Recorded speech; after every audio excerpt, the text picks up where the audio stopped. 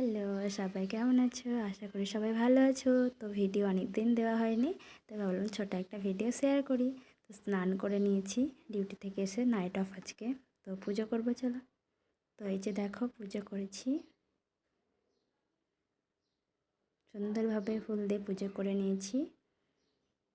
সবগুলো ঠাকুর দেখাচ্ছি তোমাদের। এটা আমাদের বাড়ির ঠাকুর ঘর এটা। তা এত জোরে একটু আগে বৃষ্টি হলো, মানে কী বলবো, এখন আবার রৌদ্র বেরিয়ে গেছে। তো গাছটা দেখো বৃষ্টিতে ভেঙে পড়ে গেছে। তো আমি গাছটাকে শুধু সোজাভাবে বাঁধতে হবে। ফুল ধরেছে সুন্দর।